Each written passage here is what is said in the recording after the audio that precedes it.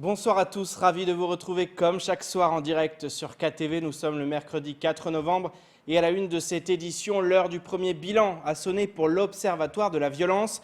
Lancé en février dernier, ce groupe d'études constitué d'acteurs politiques, administratifs, universitaires et associatifs est chargé d'orienter la réponse publique contre la violence à Mayotte. Il s'est réuni ce mercredi pour présenter à la presse ses avancées et ses futures actions. Ivan Rakoto-Vao s'est rendu sur place. Reportage.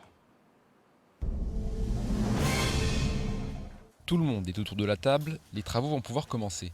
Près de 9 mois après son lancement, l'Observatoire de la violence est opérationnel en dépit de la crise sanitaire.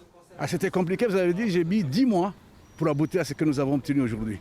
C'est-à-dire, c'était pas facile, mais bon, il fallait y faire. Parce que tout seul, on ne peut pas faire. Ici, il faut faire toujours ensemble. Moi, j'ai toujours dit, ou Fadjama Harou, c'est une expression mahoraise qui dit, ensemble, on réussit toujours. Donc, il faut toujours être ensemble. Et c'est la seule façon. Là, avec les acteurs que nous avons pu constituer depuis février, mars, avril, mai, juin, jusqu'à aujourd'hui, nous sommes en novembre, pour aboutir à ces résultats, je pense qu'on va aller très loin. On peut faire asseoir vraiment l'observatoire pour le court, le moyen et le long terme. Constitué d'acteurs politiques, administratifs, universitaires ou encore d'associatifs, cet observatoire permettra d'orienter la réponse publique contre la violence. Il a été constaté à juste titre que les faits de violence de ces derniers jours sont à mettre au crédit des plus jeunes d'entre nous, des mineurs. Vous savez que le conseil départemental est en charge de la question si particulière et sensible de l'enfance, dont j'ai l'immense honneur de piloter au niveau du département. Et donc vous voyez bien que nous sommes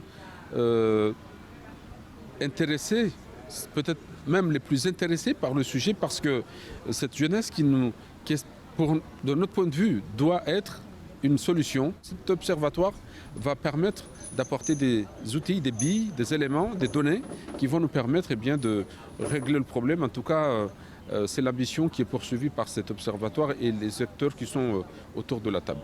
Pour récolter ces données, l'observatoire s'appuiera sur un réseau d'acteurs locaux implantés sur les différentes parties du territoire. Dans les prochaines semaines, on va avoir cette fois-ci une analyse territoriale sur 5 parties de l'île de Mayotte, avec à chaque fois un trinôme, un référent éducation nationale, un référent conseil départemental et un référent plutôt du côté parents, qui vont apporter une analyse, chacun avec évidemment leur contact du terrain, les associations, les personnels de l'éducation nationale, les USAF côté les conseils départemental.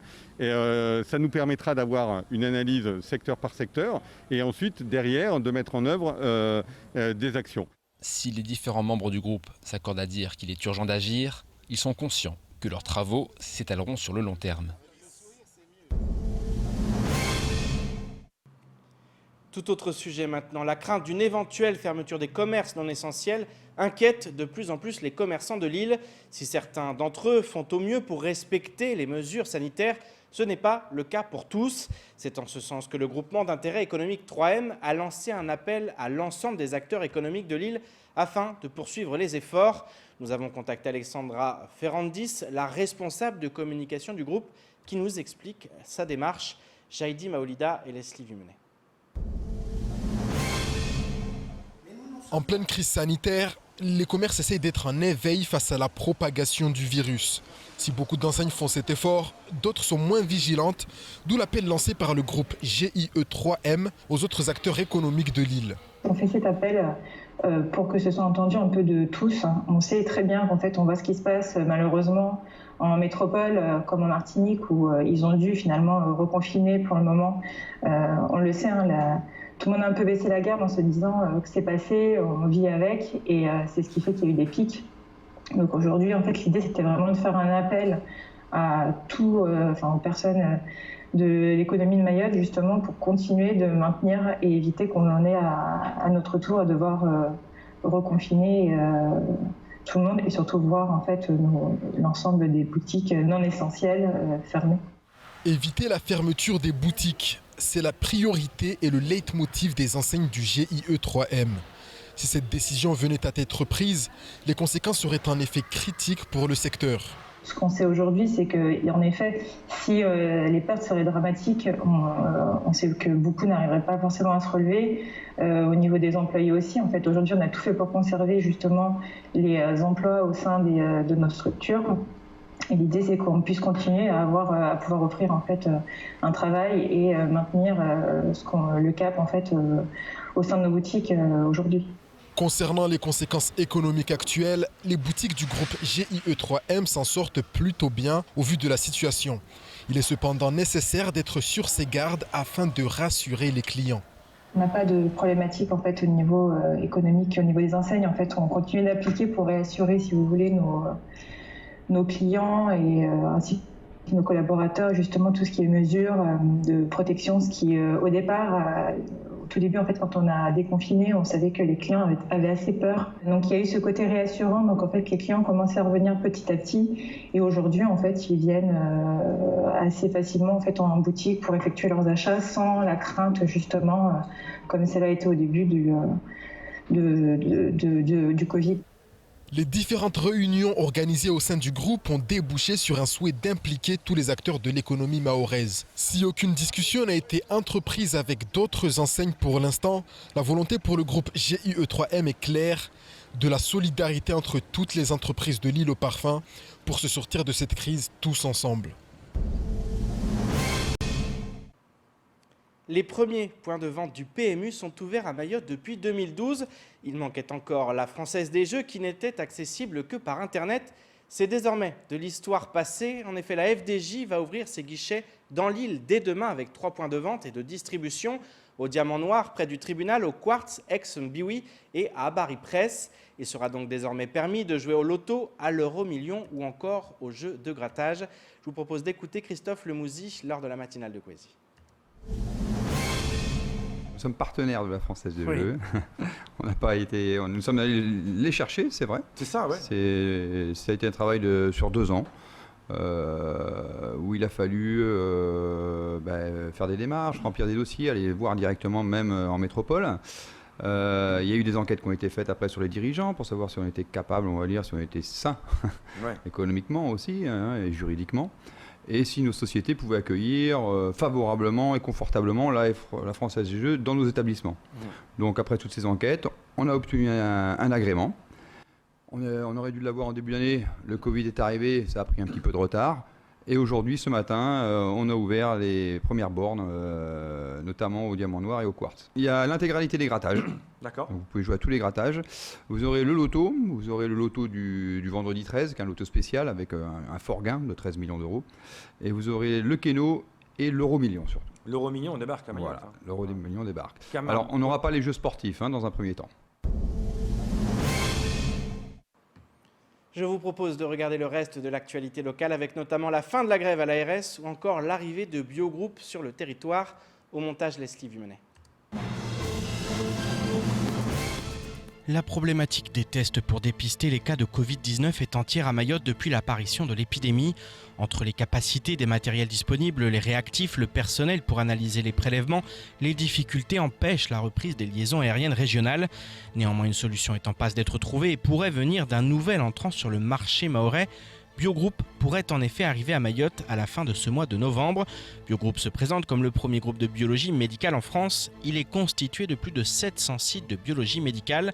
L'entreprise débarquerait à Mayotte avec son matériel, ses réactifs et son personnel pour prélever, analyser et administrer les opérations sur place. Il serait opérationnel dès la fin de ce mois et en capacité de réaliser 400 tests par jour pour répondre aux besoins du secteur aérien et aux autres besoins du territoire. Le préfet l'a annoncé, les décasages au titre de la loi Elan ont commencé il y a quelques semaines. Ils ont vocation à se poursuivre autour d'opérations de destruction d'environ 10 à 15 cases en tôle à chaque opération. Le 22 novembre, une plus grosse action est en préparation. Il s'agit de détruire 75 cases en tôle à Kaani. 350 à 400 personnes sont concernées. Hier matin à Ouangani, une centaine de personnes a décidé de manifester son mécontentement en prévision de ce décasage. Le préfet colombais a aussitôt donné des instructions pour que des contrôles d'identité des manifestants soient opérés par les forces de l'ordre, appuyées par le groupe opérationnel de la PAF. C'est ainsi que 50 étrangers en situation irrégulière ont été interpellés En fonction de leur situation, ils seront reconduits dans les meilleurs délais. C'est donc un message de fermeté qui est envoyé par Jean-François Colombet, surnommé par certains le préfet bulldozer. Un protocole de sortie de grève a été signé hier en fin d'après-midi entre les représentants CFDT et la direction de l'ARS. Un protocole qui revient sur un certain nombre de points soulevés par le syndicat dont la légitimité était mise en cause avant les élections syndicales du 26 novembre prochain. Au cœur des revendications, la question du plan régional de santé. Un accord a été trouvé sur le sujet. Cela se traduira par la promesse d'une révision de l'actuel plan. Les missions de l'ARS Mayotte, toujours assurées par l'ARS Réunion sous réserve d'obtention de postes correspondants, devraient être rapatriées à l'ARS Mayotte, à l'instar de la formation des professionnels de santé. La direction reconnaît un besoin fort de rattrapage sur la montée en compétences, la gestion des avancements en interne et entend miser sur l'anticipation pour constituer un vivier mahorais limitant à terme le turnover. Les modalités des primes Covid, injustement distribuées selon la CFDT, vont quant à elles être soumises à vérification au même titre que les récupérations dues aux agents pour les week-ends et les jours fériés. On termine ce journal avec le mois de l'économie sociale et solidaire qui a débuté sur le territoire. Objectif, s'adresser aux porteurs de projets et sensibiliser les collectivités sur l'importance des modèles d'entrepreneuriat collectif et les enjeux auxquels ces modèles d'entreprise peuvent répondre. Besoins sociaux, création d'emplois, ancrage territorial, développement de proximité. Cette forme d'économie représente une alternative de choix au regard du contexte local. Au montage, Leslie Vimenet. Le top départ a été donné en début de semaine. Le mois de l'économie sociale et solidaire se tient désormais chaque année à Mayotte. Il permet de mettre en avant les différentes actions réalisées sur le territoire, qu'il s'agisse de sensibilisation ou d'accompagnement des porteurs de projets. Le mois de l'ESS, c'est un mois national, 13e édition nationale, 4e édition à Mayotte. C'est un mois pour faire découvrir les initiatives de l'économie sociale et solidaire. C'est un mois où vous pouvez trouver à la fois des matinales, de la formation, des portes ouvertes pour découvrir le monde de l'économie sociale et solidaire qui n'est pas si à part que ça, qui est juste une autre façon d'entreprendre et donc on le fait découvrir au grand public. L'économie sociale et solidaire répond aux besoins d'un territoire où 77% de la population vit sous le seuil de pauvreté. Associations, mutuelles, fondations, coopératives, SA, SARL, l'ESS peut s'exprimer au travers de plusieurs statuts. En fait, c'est tout simplement permettre à tous les citoyens de participer à la création et au fonctionnement d'entreprises dirigées collectivement. Donc c'est des structures associatives, c'est des coopératives, c'est des mutuelles, c'est des fondations pour garantir le fait qu'elles répondent à des besoins d'intérêt collectif. C'est ça le sens en fait de l'économie sociale et solidaire. C'est collectivement, on se réunit pour répondre collectivement à un besoin. Et ces entreprises de l'ESS, on les appelle des entreprises de l'ESS parce qu'ils ont un modèle économique, ils créent de la richesse sur le territoire. Si l'ESS est une économie, elle s'appuie sur la concertation, le partage, le respect des autres et de l'environnement.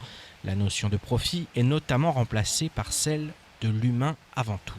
Je fais de l'argent, certes, parce qu'on parle d'économie, en gros c'est ça. Le social et le solidaire, c'est de dire... En faisant en sorte qu'il y ait une utilité sociale dans ce que je fais. Je prends l'être humain et je le mets au cœur de ce que je fais. Et en même temps, je fais en sorte de faire respecter l'environnement qui entoure cet être humain. Ça peut être, par exemple, l'écologie, ça peut être, en gros, tout type d'environnement qui nous entoure. Et en même temps, je n'ai pas le droit, lorsque je pars, de me dire, ben voilà, je licencie tout le monde, vous avez travaillé très bien, merci beaucoup, et je m'en vais. C'est de se dire, OK, dans l'ESS, nous avons l'obligation de laisser 50% des parts et de se dire, voilà, ça, c'est pour sauver l'entreprise, en un. Et en deux, le reste, là, on va discuter comment ça va être redistribué. Et en plus, les salariés ont leur mot à dire.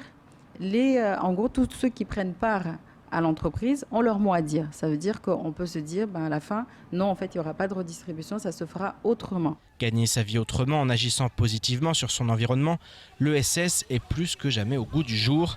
À Mayotte, la Chambre régionale de l'économie sociale et solidaire comptabilise déjà plus de 270 entreprises qui épousent la philosophie de l'ESS. Et ce n'est là qu'un début. C'est ainsi que s'achève cette édition. Merci de nous rester fidèles sur KTV. Je vous donne rendez-vous demain dès 19h pour tout connaître de l'actualité locale. Excellente soirée sur Kwesi.